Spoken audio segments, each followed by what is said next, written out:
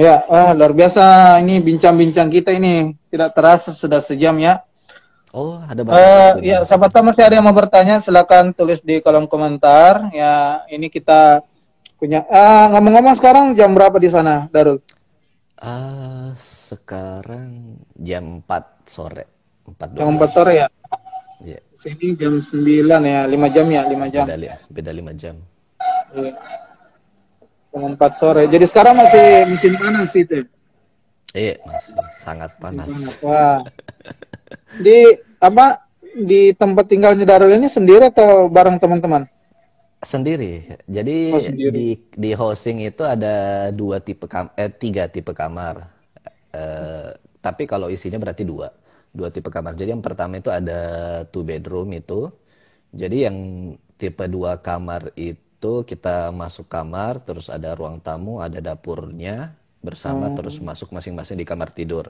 Tapi kalau oh saya gitu. dapat yang single, Oh, sendiri. saya dapat sendiri. Jadi masuk kamar, udah dapur sendiri, ruang tamu sendiri, WC sendiri, tempat tidur. Oh. Oh, tapi iya Bisa dilihat disediakan di, dari kampus ya? iya, bisa dilihat di YouTube saya, Stas. Oh, insya Allah Semua ada ya di ya. YouTube. Ya, boleh boleh dibagi nanti ininya di YouTube-nya ya. Jadi apa lagi? Nah, apa jangka untuk beasiswanya itu diberikan dari kampus itu berapa tahun? 2 tahun. 2 tahun ya. Ya. Sama di Indo kalau misalnya nggak mencapai target gimana? Kalau tidak selesai dalam waktu 2 tahun, beasiswanya dilepas. Lepas. Kemudian penyelesaian studinya itu ya bayar sendiri. Kalau masih mau Baik. lanjut. Oh, sama sama ya. Tapi insya Allah mudah-mudahan ya kita Insya berdoa Dinda Allah Darul doanya ya. dimudahkan ya Amin, amin. untuk kembali Sama-sama. ke Indonesia untuk menjadi ya. Kalau masih ada mau bertanya silakan ya Dinda Ican Imot. Satu angkatan sama Ican ya? Iya, iya, Ustaz. Oh, iya dia luar biasa Ican ini. Saya ke Jakarta kemarin bareng dia luar biasa. Dia sudah hafal semua itu jalan-jalan got di jalan-jalan tikus Jakarta itu. Keren keren Ican. Aduh. Hmm. Jadi kuliahnya online juga, Kak? Iya, Sekarang. sementara online sekarang juga karena kemarin pas bulan 3 juga diliburkan, balik dari Malang akhir bulan 3. Nah, mau berangkat tapi ternyata masih gini ya udah lebih baik di sini saja. Oke. Bahasa Siapa Arab ini? Kak ini kalau Awal. kita Ya? bahasa Arab juga Ya, sambil istilahnya. bahasa Arab juga di sana. Oke. Kan kebetulan ini beasiswa yang guru madrasah dan pengawas dari Kemenak juga. Kemarin ada jurusan bahasa Arab ya, saya coba dan tesnya Alhamdulillah. itu di ini langsung di Malang. Makanya kemarin ya modal nekat sih juga sih sebenarnya karena sekitar berapa pendaftar itu berkas berkas saja kemarin pengumuman berkas itu nanti saya lihat pas saya tiba di Surabaya. Makanya kemarin, aduh, apa saya lulus berkas ini atau tidak? Pas sampai di pelabuhan Surabaya, oh lihat, alhamdulillah lulus. Makanya kemarin saya berangkat ke Surabaya itu bilang, kalau nggak lulus ya udah jalan-jalan aja. Ikut tes, tesnya di sana, ya sampai beberapa hari ada pengumuman ya, alhamdulillah berangkat. Betul. Iya. Ini Berarti tadi itu di siapa fully ini? funded juga, Ustaz. Sama. Ya begitulah cuman hanya sekedar ini ya beda lah kalau di anu ya beda tidak sama LVDP ya kita cuman untuk uang uang living cost saja sama buku itu aja kalau untuk yang lain-lain ini SPP juga siapa berarti. ini alumni Al-Ikhlas angkatan 2012 awal awal yang ya Waalaikumsalam. ya 2012 ya makanya itu banyak kalau ini. Oh, Gufran. Gimana kabarnya Gufran? Hmm. Ya artinya mudah-mudahan kedepannya adalah penerusnya penerus nanti ke sana ya Amin, amin. di Oh, Qatar. makanya saya bikin YouTube, Ustadz. Ya Saya betul bikin betul YouTube betul. tuh bukan untuk jadi YouTuber sih, tapi saya merasa setelah saya sampai di sini, Iya, kayaknya banyak orang yang belum tahu. Jadi saya betul bikin betul lah betul. supaya banyak orang, mudah-mudahan lah ada satu Iya iya iya tiap iya. tahun gitu yang bisa. Ya. Jadi yang mau komunikasi lanjut dengan Darul, silakan ya. Ada Instagramnya di sini. Kemudian ya bisa di YouTube-nya ya. Ya bisa nanti lihat-lihat Iya, YouTube-nya di juga. YouTube-nya sudah banyak penjelasan umumnya Oh tentang iya iya oke. perkuliahan sini. Oke Kadri silakan kalau mau bertanya silakan Kadri. Kadri ini adiknya Irfan. Kadris, oh, Pak Hakim, Ya, Irfan. Ya, Pak Hakim. Pak Dia Hakim. dia adik kamar saya dulu, Irfan. Jadi makanya dari Muhammad Abdul Ibnu Sinan ini luar biasa nih Alhamdulillah, bibit-bibitnya ya. alhamdulillah. Itu saya Iya. rasa kayaknya ini betul-betul yang jadi ketua kamar dulu di situ. Iya, berkah-berkahnya semua. Pak ini bertanya nih, apa channel YouTube-nya Kak Darul? Darul Asri, sama kayak ini, sama nama akun Instagram saya, Darul Asri, Darul tapi Asri pakai saja spasi. ya, sambung Darul ya. Asri. Iya, pakai Nah, spasi. gitu. Kalau Nah, YouTube-nya pakai spasi. oh pakai Darul spasi. spasi Asri. Huruf kecil semua? Eh, huruf besar, kapital. Huruf Darul kapital spasi semua ya? Asri. Iya. Tapi kayaknya satu aja deh. Satu aja yang channel YouTube-nya Darul Asri. Oh iya. Pakai spasi. Oke, yang mau bertanya silakan ya. Masih kita ini sampai ya. Oh berarti sudah sholat asar di sana ya? Alhamdulillah sudah. Alhamdulillah Soalnya ya. tadi saya bilang tanggung daripada Iya. ini lebih baik Makanya sekalian. kemarin yang di Mesir juga itu sejam kan Mesir beda 6 jam ya. Ya. Iya kemarin juga sudah ini saya sama Habib. Yang di Madinah itu masih ada ya di Madinah? Oh sudah pulang, Ustaz. Oh sudah nggak ada di Madinah lagi ya?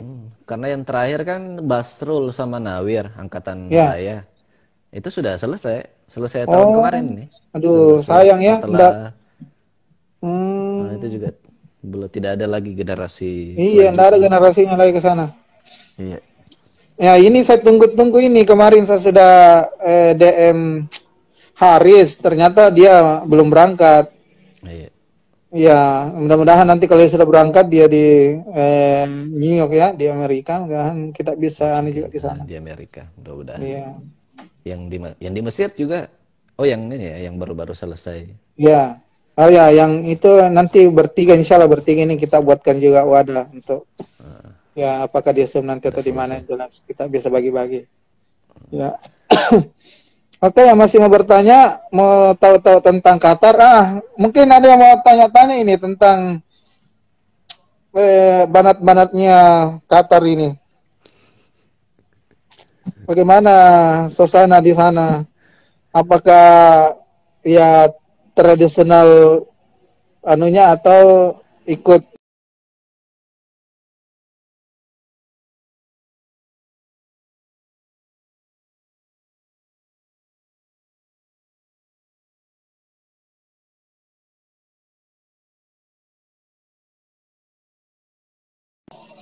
ada ini ada pertanyaan ya kita ini dulu.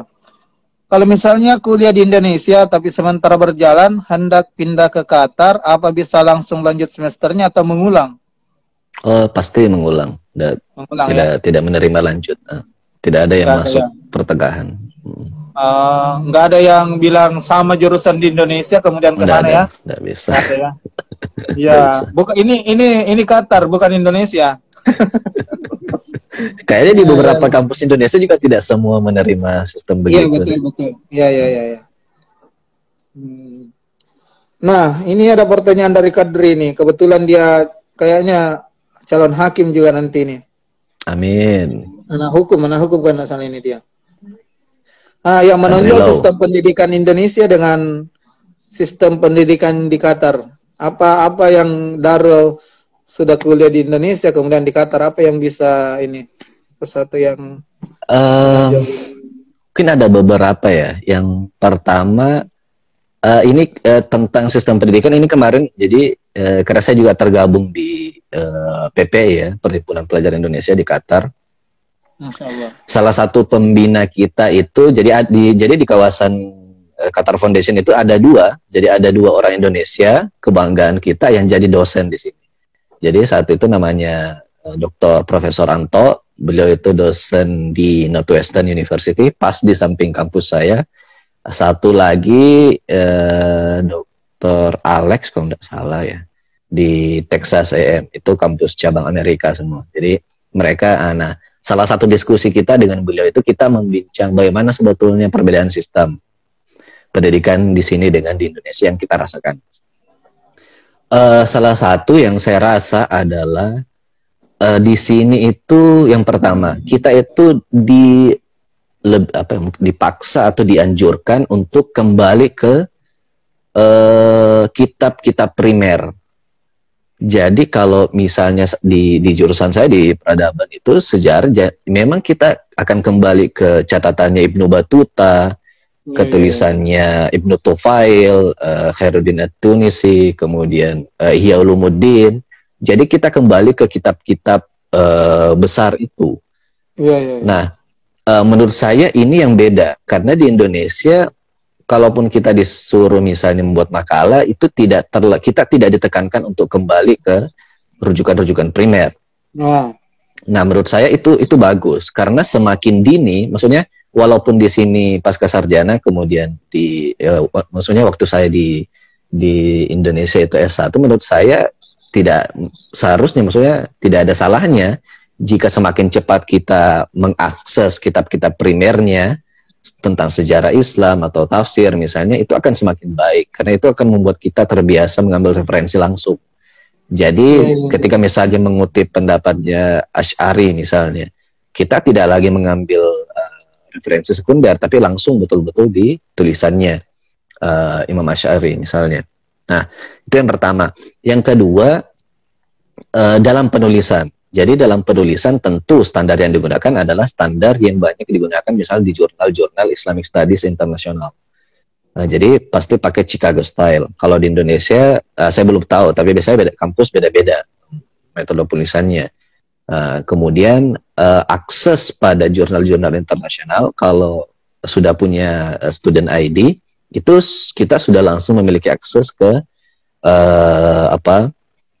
online resources-nya Qatar National Library sama kampus. Mereka itu pasti sudah langganan dengan penerbit-penerbit bagus, misalnya Braille, JSTOR atau Oxford.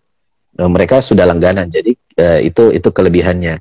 Kemudian dalam penulisan itu juga dalam perkuliahan, misalnya dalam perkuliahan kita itu lebih ditekankan untuk memahami bacaan. Jadi itu dosen ketika masuk di kelas misalnya kasih bacaan gitu. Jadi ada bacaan wajib misalnya.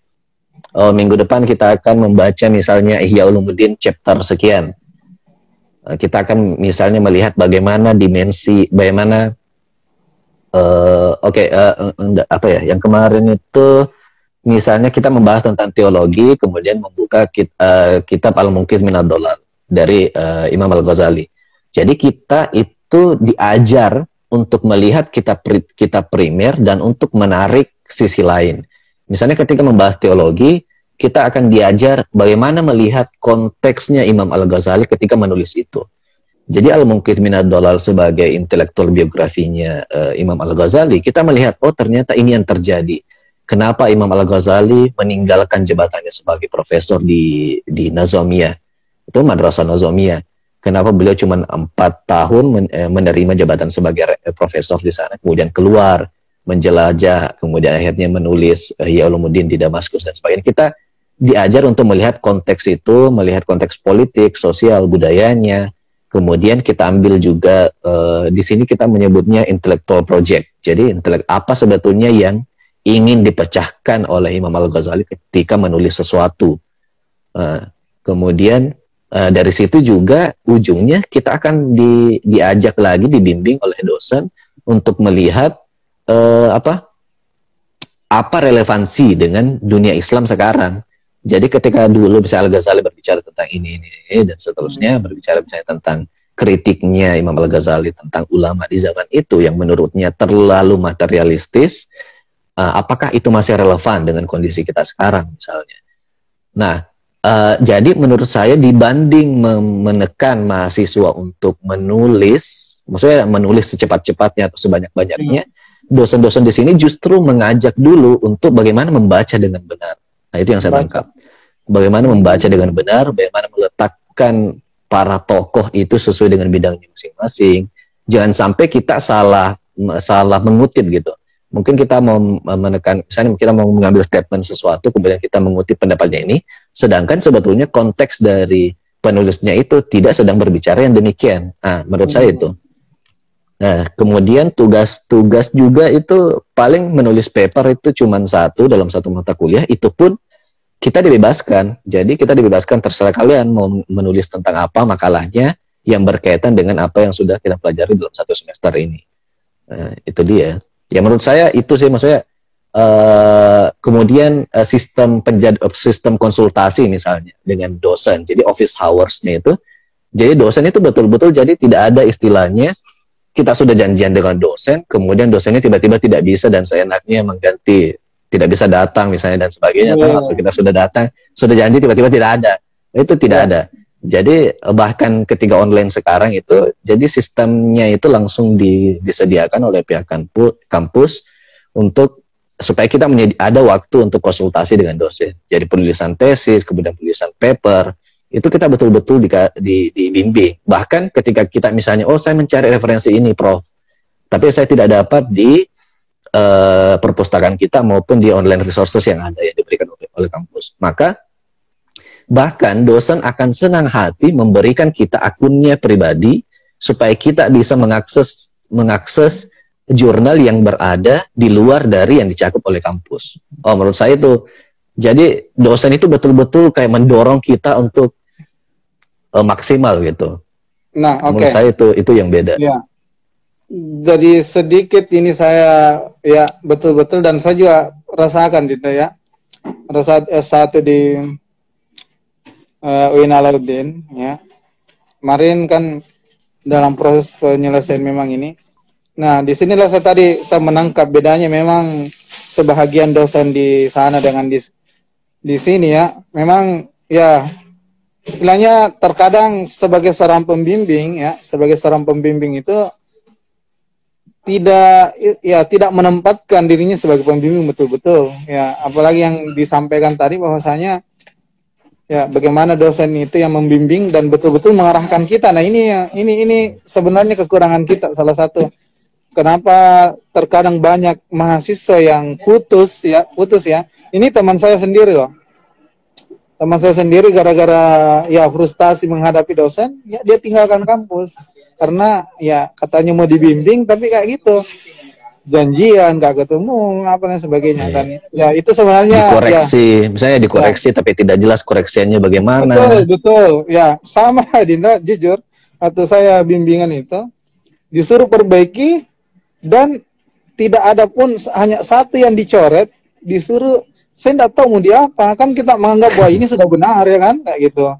Makanya ya itulah sempat kemarin ya pengalaman sebenarnya satu saya itu luar biasa juga sampai hampir di final waktunya itu sampai ya hampir di DL istilahnya kan gara-gara gitu. Tapi ya di saat saya mengetahui apa yang dia inginkan langsung saya selesaikan. Makanya ya mudah-mudahan ya tidak terjadilah ke depannya untuk generasi kita, karena banyak ya dosen-dosen ya diberikan untuk menjadi pembimbing, namun ya itulah. Makanya terkadang ketika saya nonton film-film itu betul-betul seorang kayak orang bimbingan betul-betul dibimbing betul-betul, diarahkan. Ya itu sebenarnya yang seharusnya.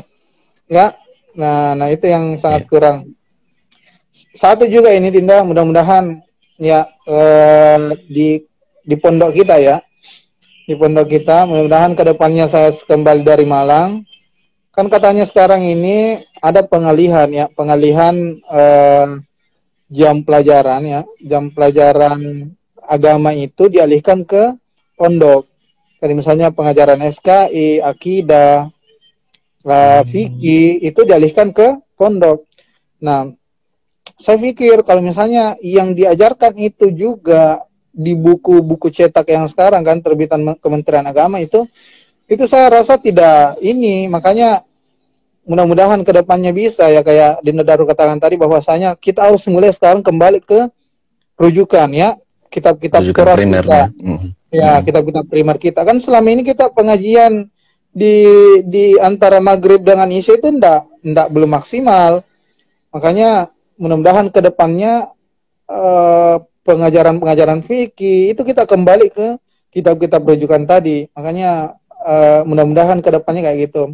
Karena saya dengar kemarin ada pengalihan jam ke dari formal madrasah ke formal pondok. Makanya ya mudah-mudahan diterima ya, kita mulai mengkaji lah, belajar. Artinya ya memang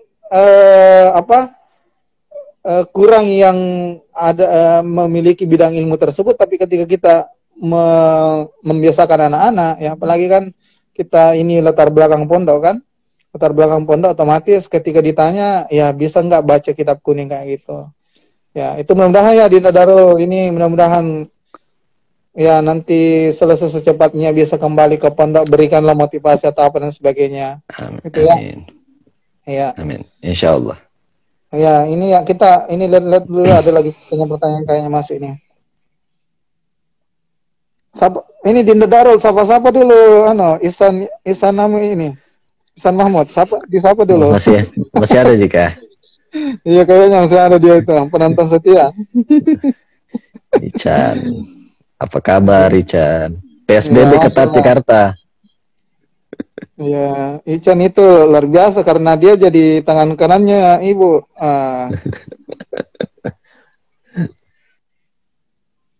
Ya,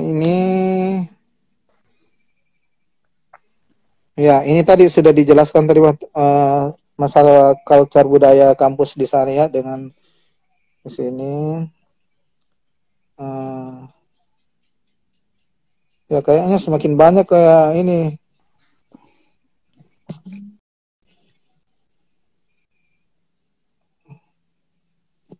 Ya, jadi dosen di sana betul-betul mendorong ya dan mendukung kita dalam proses penyelesaian. Sangat. Apalagi yang tapi mungkin perlu juga dipertimbangkan, maksudnya secara objektif juga di Indonesia tuh kayaknya kita terlalu banyak terlalu dosen-dosen kita itu kayaknya terlalu tertekan juga. Nah, maksudnya kalau saya lihat ada beban administrasi, kemudian mahasiswanya banyak, sebagainya. Ya. Nah, saya kira itu juga salah satu faktor mengapa tidak maksimal. Gitu. Karena kalau di sini tuh sangat sedikit, di kelas saya itu cuman 5 orang di kelas saya itu. Jadi cuma 5 orang. Itu pun 5 orang. Bimbingannya itu bimbingan tesisnya dibagi ke 3 dosen. Masya Allah. Jadi kalau misalnya dalam 5 orang itu kemudian di kelas, jadi kita memang memiliki banyak waktu untuk berinteraksi dengan dosen. 5 orang. Nah sekarang kita lihat di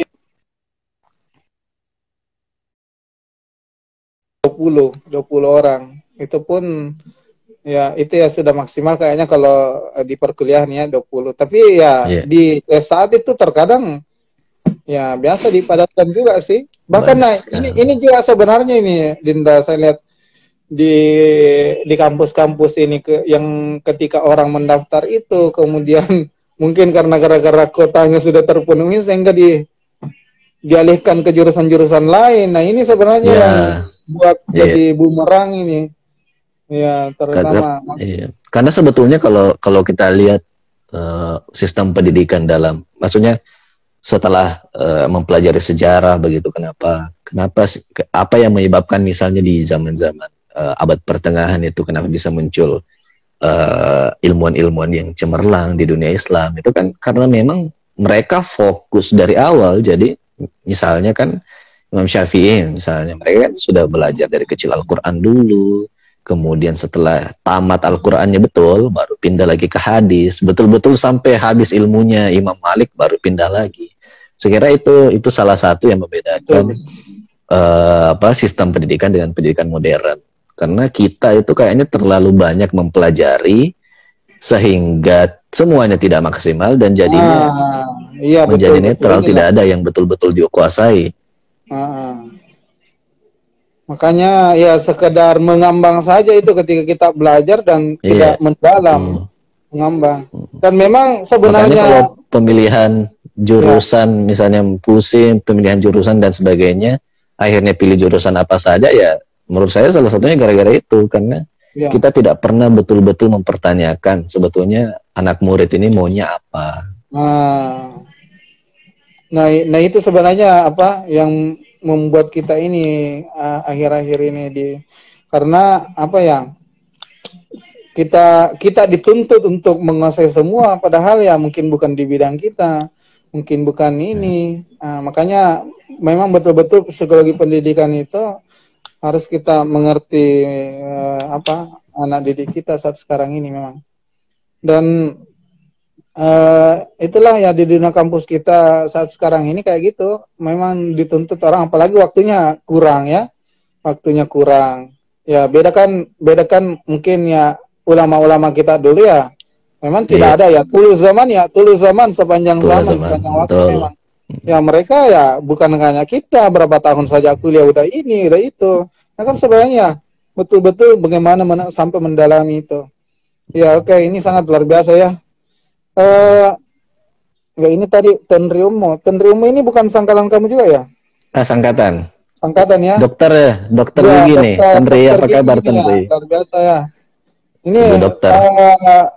Ya satu kebanggaan semua kita ya, luar biasa alumni Al-Ikhlas. Jadi pesantren itu sekarang bukan cap bahwa larinya ke sini. Nah, ini sudah bukti. Iya, betul. Ada dokternya, ada ininya. Dan sebenarnya lebih apa ya? Peluang dari anak-anak pesantren itu sangat terbuka lebar untuk saat sekarang ini. Ya. Karena modal pesantren itu menjadi modal utama apapun profesinya, apapun karirnya nanti. Ya, ini tuh standar waktu kan saya stay 2 tahun ya, standar waktunya di sana. Iya. Oh, ini kadri di sini Kak 40-an. Nah, 40-an satu kelas. Aduh. Bisa ini di Pak Hamdan Johanis ini ditindaklanjutin yang 40-an. Aduh. Tapi kalau sebagai mahasiswa Kak ya, maksudnya dibanding mungkin oke lah kita bisa mengkritisi sistem yang ada. Satu sisi mungkin juga yang harus dipertimbangkan, karena misalnya saya mau sebut saja kalau gaji dosen kita itu kayaknya maksudnya kurang, masih butuh gitu, masih butuh di luar dari itu beda dengan di sini, karena dosen-dosen saya di sini itu sudah gajinya standar internasional, standar Amerika lah, kemudian anak mereka ditanggung sekolahnya sampai SMA, mereka dikasih mobil, dikasih rumah, jadi betul-betul fokus gitu. Mereka tidak pikir-pikir ke lagi ya. Tidak, jadi mereka betul-betul meneliti. Jadi kerjanya cuma itu, meneliti, mengajar, itu saja.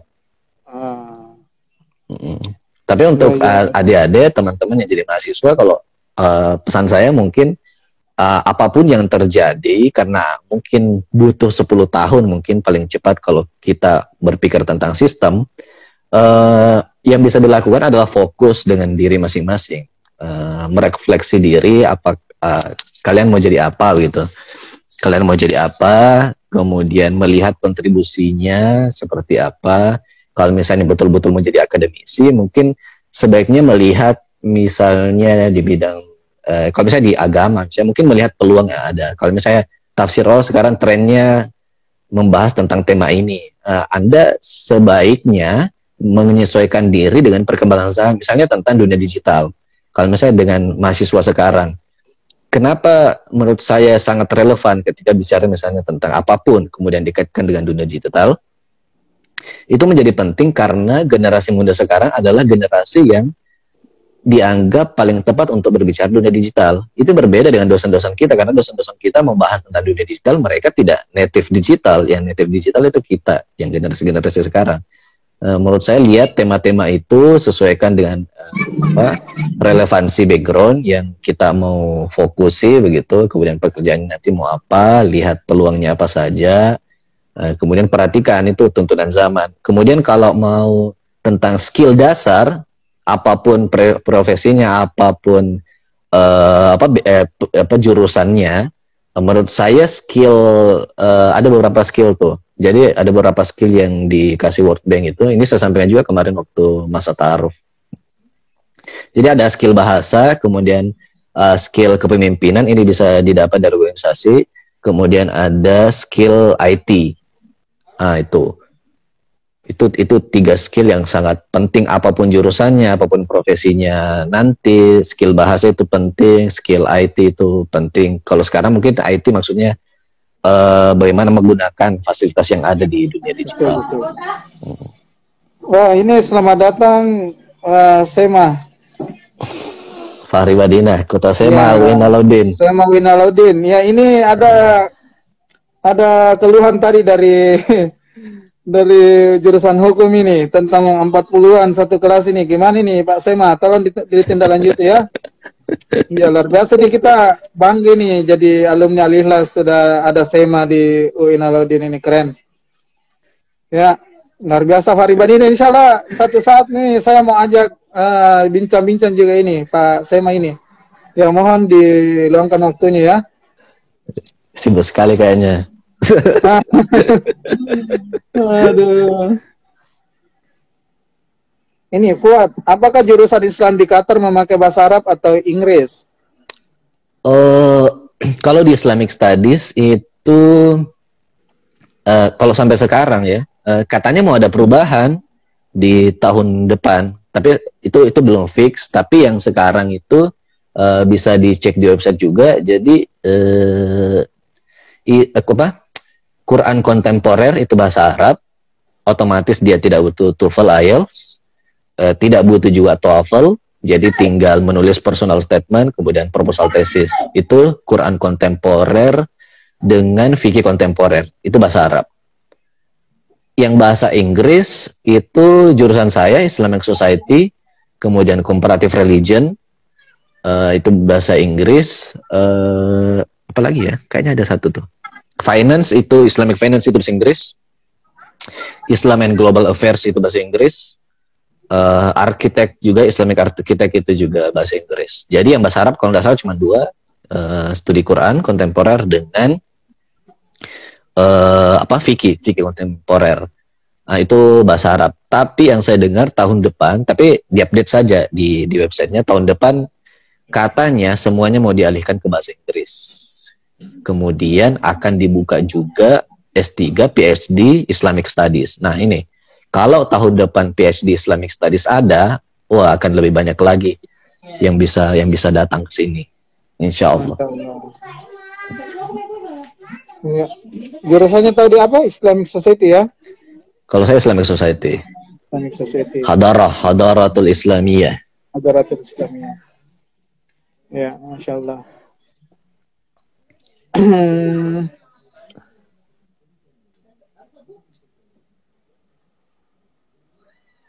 Ya, mengenai masalah budaya ini di dunia kampus ini, gimana ini Darul melihat budaya kampus di Indonesia sendiri dengan di sana? Apa maksudnya budaya? Ya mungkin dari segi di dalam kampus, interaksinya di kampus atau gimana? Itu maksudnya ini beda juga antara Banin dengan Banat atau gimana? Oh, enggak, sama. Gabung. Oh, sama. Gabung. Jadi walaupun kampus kita kampus Islam, yang non Muslim juga ada, yang tidak pakai kudung ada, gitu. Jadi yang pakai kudung ada, yang pakai cadar ada, dari barat ada, dari timur dunia ada, jadi macam-macam. Yang ini menarik nih. Jadi Ya, salah satu culture shock saya itu tentang sarung. ya, Karena santri kan, aduh, nyamannya pakai ya. sarung saja nih. Oke, oke, oke, oke. Nah, sebetulnya pas sampai itu saya sudah ditanya kalau ke masjid itu jangan Jangan pakai jangan pakai sarung. sarung gitu. Untuk Jumatan, untuk Iya, iya, Jumatan iya. jangan pakai sarung.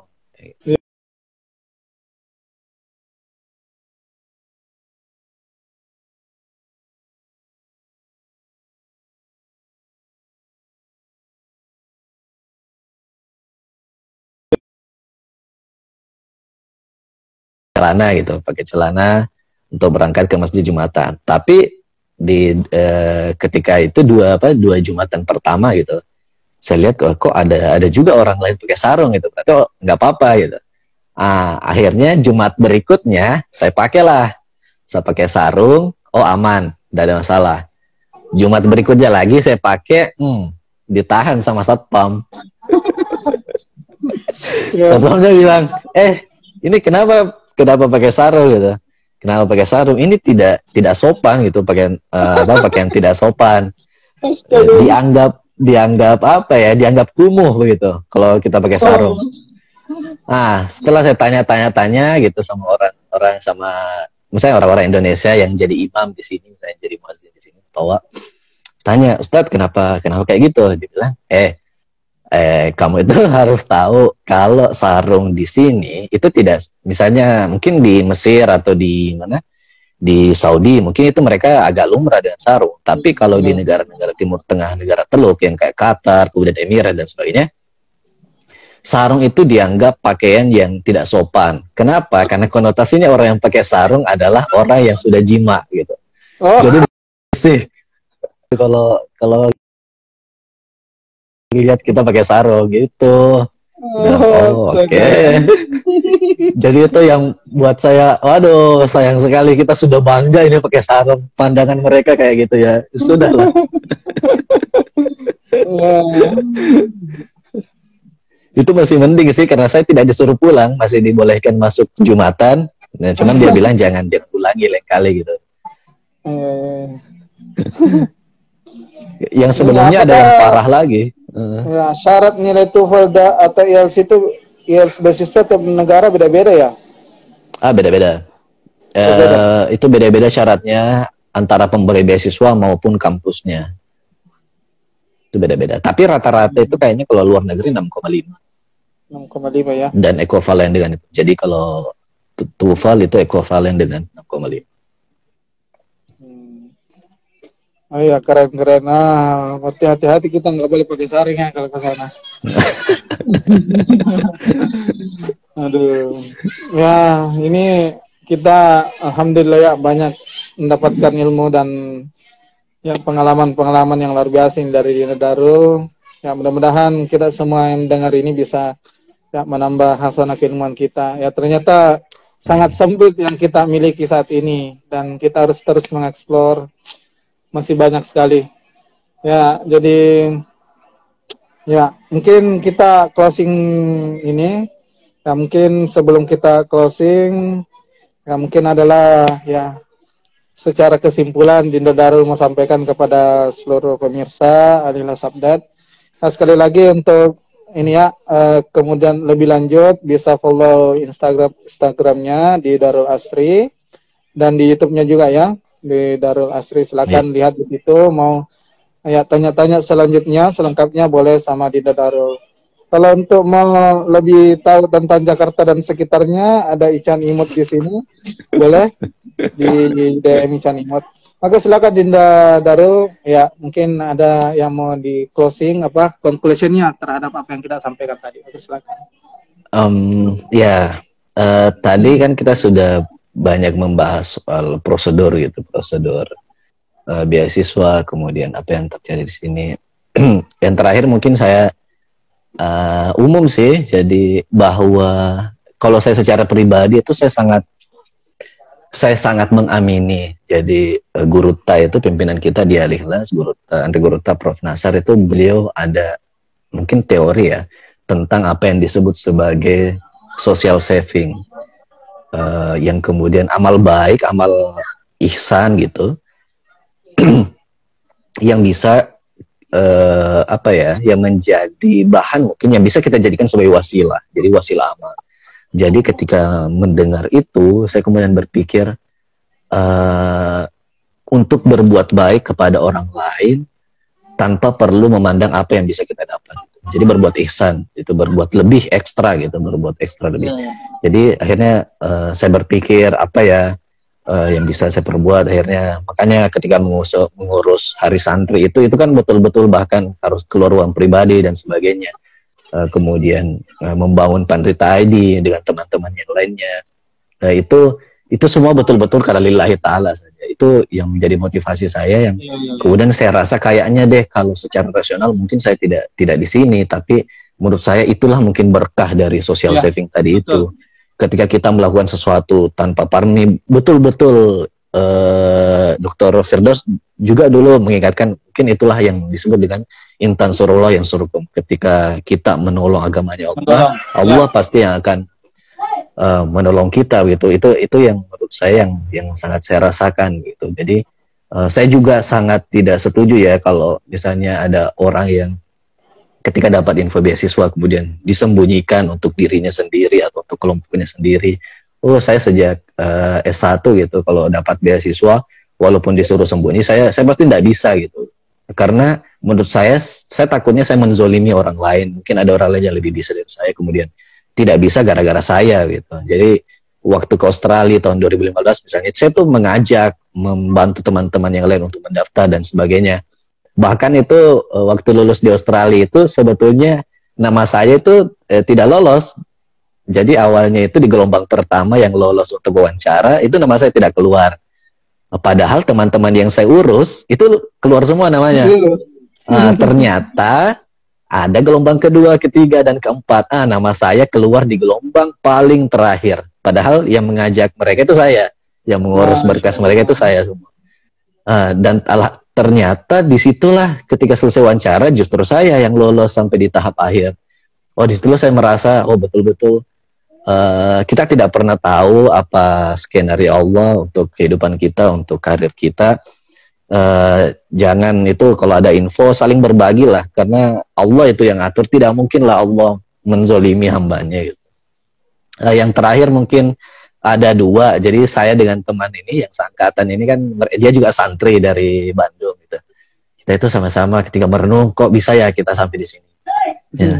Salah satu teman saya itu bilang kalau saya kayaknya gara-gara salawat deh. Jadi saya itu berdua kita itu sering sekali, jadi kalau buka YouTube itu di kamar kita itu masing-masing selalu putar salawat gitu.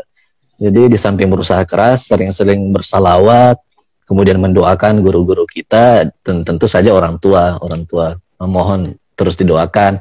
Juga berterima kasih terhadap orang-orang yang sudah berjasa. Termasuk ini Ustadz Amir sangat berjasa, beliau banyak membantu kita, membimbing kita dulu di LBA, Lembaga Bahasa Ikhlas. Untuk teman-temannya lain. Jadi saya kira itu Ustaz, ini selain setelah berusaha keras, itu aspek spiritual itu perlu juga diasah. Karena bagaimanapun kita yakin Allah yang mengatur segalanya. Masya Allah. Ya, ini sangat luar biasa closingnya, dan memang betul ya. Mungkin satu saat atau pernah kita rasakan kayak gitu, atas apa yang telah kita tanam ya, mayyasra yahsud, apa yang kita tanam, insya Allah suatu saat kita pasti akan menuai. Dan ya salah satunya juga yang saya pikir kenapa saya kemarin berdua ikut tes, alhamdulillah saya lulus, dan saya tidak pernah berpikir kenapa saya bisa ini. Artinya menanam kebaikan-kebaikan sekecil apapun itu ya pasti akan ada balasannya. Dan satu lagi ya saya pesannya Ustaz Nandar kemarin ya, beliau dia selalu mengatakan tidak usahlah khawatir tentang masalah uang. Saya tidak pernah khawatir, Amir. Dia saat itu kemarin saya tidak pernah khawatir, Amir. Masalah uang itu Allah yang mengatur, Allah bang saya gitu. Makanya beliau itu luar biasa mengajarkan kita arti keikhlasan. Kita lihat bagaimana beliau betul-betul mendanai segala acara-acara, bahkan yang sekecil-kecil itu dia selalu bilang Allah bang saya. Makanya ya itu pelajaran dari beliau luar biasa. Betul-betul kita istilahnya ya sesedangkan Dinda Darul katakan tadi, kita berihsan itu tanpa harus mengharapkan balasan. Nah, itu sebenarnya ya ketika kita mungkin mengharapkan balasan ya, kita akan dapatkan balasan, tapi bukan ya itu tak dalam apa? Kita berada solihin kan innamal a'malu binniyat. Ya, itu kan awal kenapa dimulai dari situ, karena memang di situ adalah tolak ukur dari sebuah pekerjaan itu dari niat kita. Ketika niat kepada Allah, insya Allah Allah akan memberikan lebih baik. Ya, ketika niat kepada dunia, niat kepada harta dan sebagainya itu kita akan dapat, tapi ya mungkin hanya sementara. Nah, inilah mudah-mudahan ya apa yang pernah kita tanam, ya mungkin Dinda Darul pada saat di pondok jadi ketua OSI menanam kebaikan, ya ini sudah kita akan dapatkan. Kita menanam sekecil apapun itu insya Allah kita pasti akan dapat ya. Mudah-mudahan semua yang baru bergabung di sini, ya ingat itu, tanamlah sekecil apapun mulai dari sekarang. Kemudian kita jaga, insya Allah itu pasti akan berbuah dan ya Allah pasti akan membalasnya. Oke, mungkin cukup sekian. Saya terima kasih banyak Dinda Darul atas kesempatannya. Sama-sama, Sas. Ya, ini setelah sekian lama ini kita baru bisa komunikasi lagi. Ya mungkin dulu ya, waktu saya kelas 3 ada Dinda Darul masih 1 MTS masih ya. Mau diingat itu ya. Tapi memang jujur secara pribadi saya ini Dinda Darul dulu orangnya mantap, keren, luar biasa. Dan ya memang ya bukanlah saya tidak temukan jiwa-jiwa nakal pemberontak dulu di situ, dan mudah-mudahan ya kita bisa ketemu nanti insyaallah ketika sudah kembali ke Indonesia ya. Amin. Ya. Keren sekali. Terima kasih Dinda ya. Sukses selalu di sana. Sama-sama Kak. Ya, semoga bermanfaat ya. Sukses juga ya. Semoga segera selesai juga, lancar semuanya. Amin amin ya rabbal alamin. Ya, dan semua yang telah menonton, ya terima kasih, ya bisa di-share ya bincang-bincang kita. Untuk lebih lanjut boleh Instagram ya DM Saudara Darul di Darul Asri, dan di YouTube-nya juga boleh. Oke, terima kasih. Ya, Kak Darul teman sekamar saya dulu. Oke, Ican Imad. Oke. Ya, oke. Ican Imad ya sangat luar biasa juga. Ya, Ican Imad sudah mendapatkan apa yang sudah ditanam saat ini. Oke, terima kasih semuanya ya. Oke, sehat selalu. Ya, sehat-sehat ya Kak. Ya. Assalamualaikum warahmatullahi wabarakatuh. Waalaikumsalam warahmatullahi wabarakatuh.